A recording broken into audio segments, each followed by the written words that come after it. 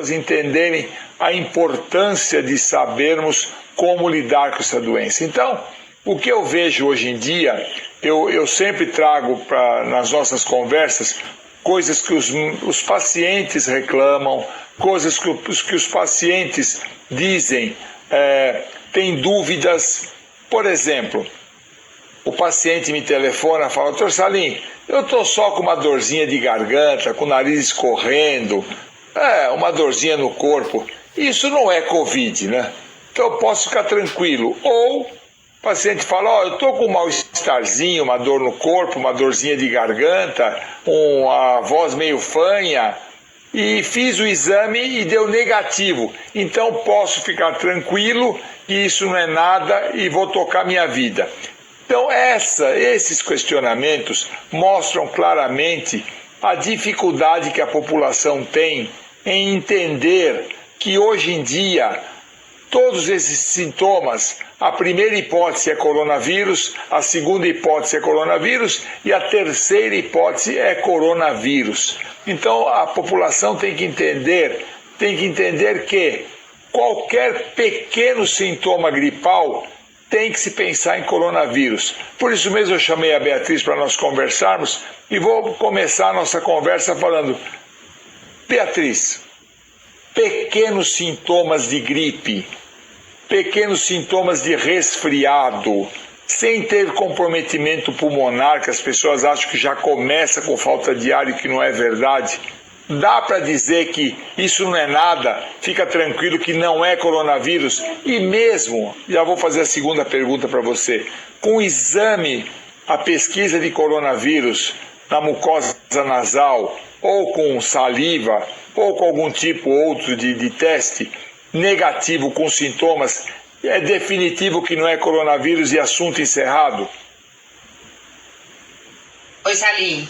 Obrigada por essas perguntas, porque elas são extremamente pertinentes, e essa preocupação que você mostrou de como as pessoas reagem a mínimos sintomas é muito verdade. As pessoas fazem exatamente isso. Olha, eu não estou me sentindo bem, mas é só um resfriado, não é coronavírus. Então, assim, a gente precisa entender que cerca de metade das pessoas que estão com coronavírus são portadores assintomáticos. Então, não sentem absolutamente nada, estão portando o vírus, estão transmitindo o vírus.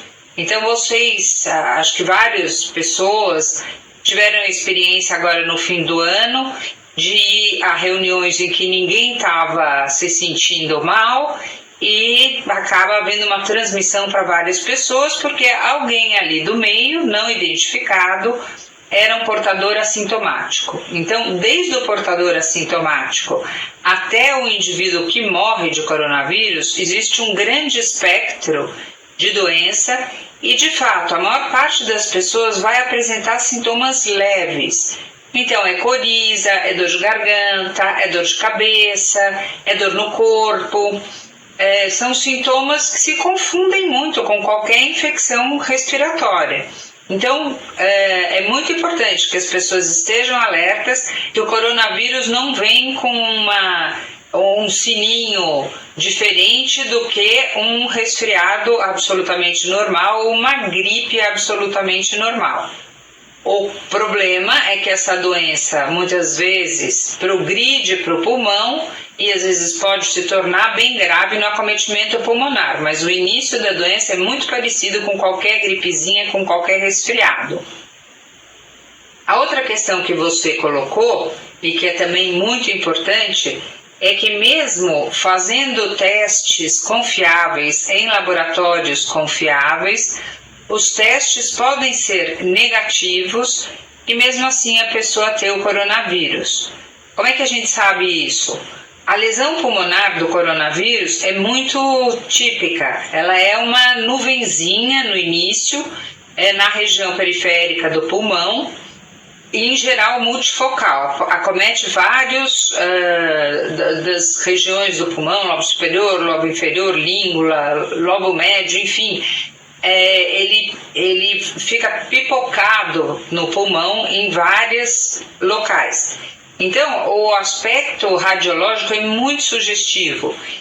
Quando a gente tem pacientes que você tem uma suspeita muito forte, que estão evoluindo, por exemplo, com febre, que tem pelo menos 2 exames negativos, e a gente faz a tomografia, a gente detecta o vírus no pulmão. Então, muitos dos casos, você tem exame negativo e você tem o paciente com a doença.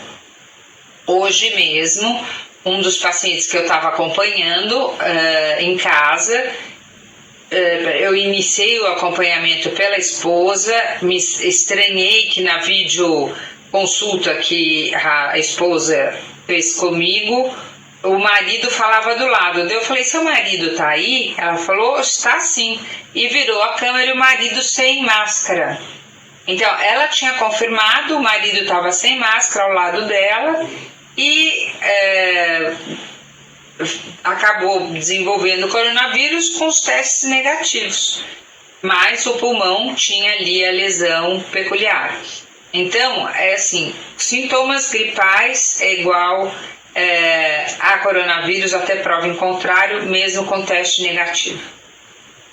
Outra coisa, Bia, que é muito comum nós recebermos esse tipo de pergunta. Doutor Salim, antes de ontem eu jantei com alguém, almocei com alguém, estava tudo em ordem. Ontem ele me ligou, essa pessoa me telefonou dizendo que deu positivo o PCR para coronavírus. O que é que eu tenho que fazer? Então, eu vou passar essa pergunta para você, Beatriz. O que uma pessoa que teve contato com alguém que positivou para coronavírus deve fazer? É importante a gente saber que a principal fase de transmissão do coronavírus é na primeira semana de doença. E, infelizmente, um dia ou até 2 dias antes de aparecerem os sintomas, esta pessoa já pode estar transmitindo o vírus. Então, você almoçou com seu amigo, bateram papo, etc. Não tem como almoçar sem máscara, ou seja, todo mundo sem máscara. E ele testou positivo no dia seguinte. Você esteve sob risco. Qual que é a reação das pessoas? Sai correndo para fazer um teste. Na verdade, logo depois que você se expôs, o seu teste ainda não vai ser positivo. Porque existe uma coisa que chama período de incubação, que é o tempo que o vírus leva depois que você o inalou para proliferar e você conseguir detectar nos testes.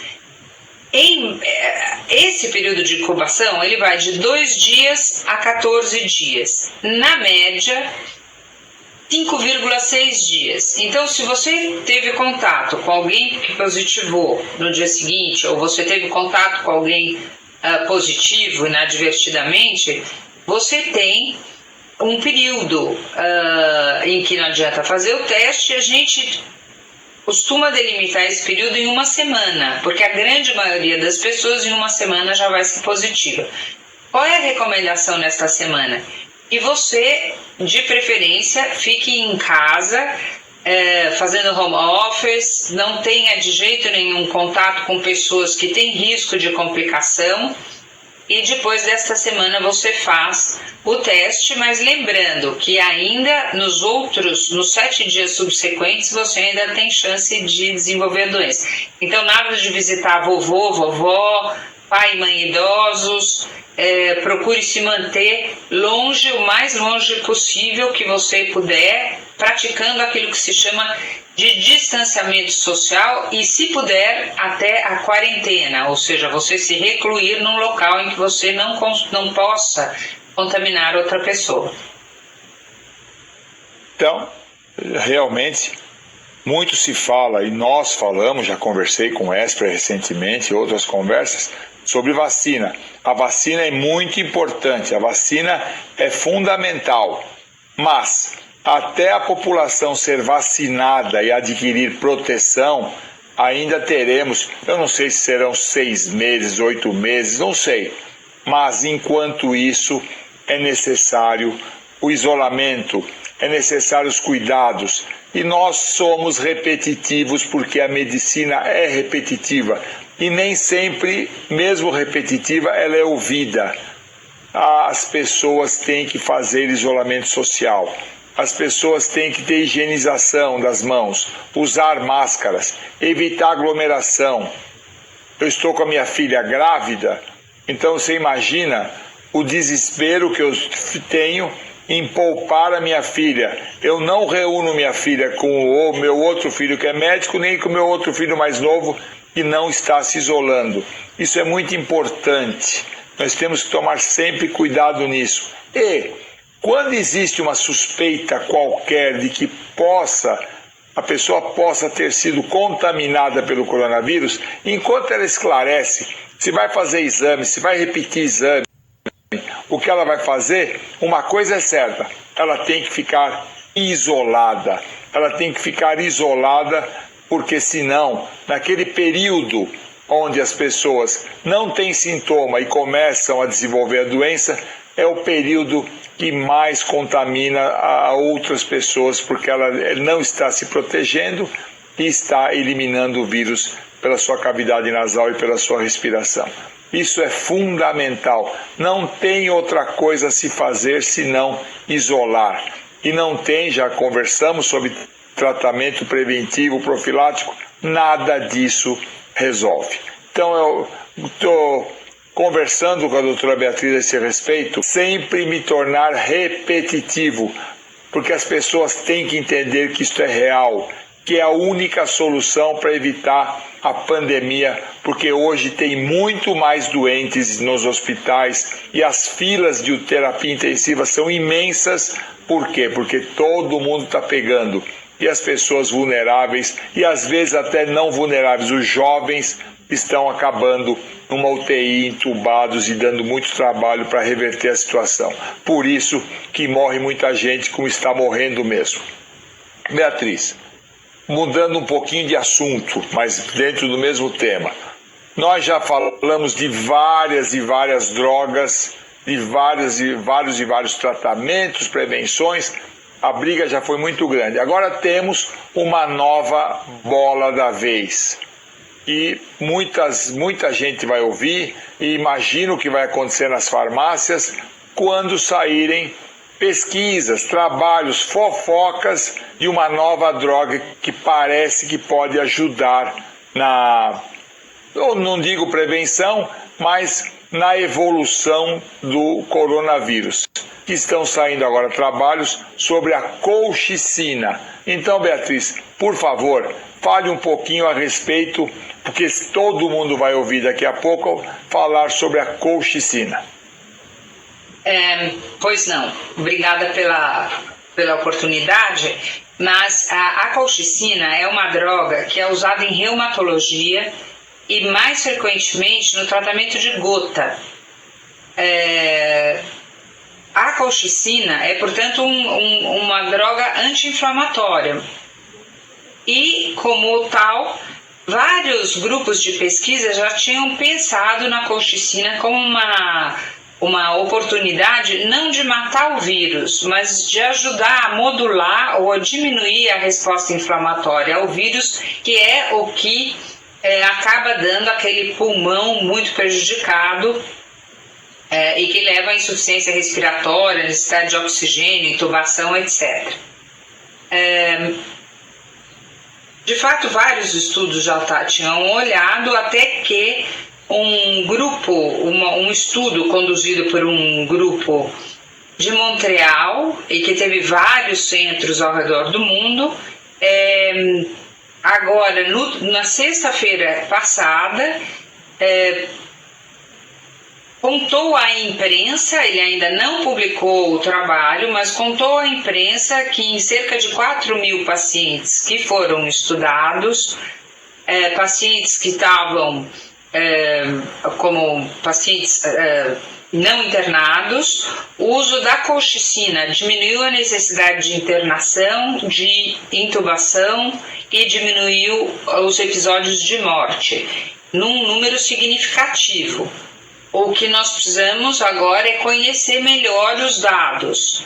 É importante que as pessoas saibam que nós médicos, de todas as especialidades, em particular os infectologistas, nós adoramos um remédio que você dá e a pessoa sara. Por isso que a gente faz infectologia, porque você tem uma infecção urinária, dá antibiótico, a infecção sara.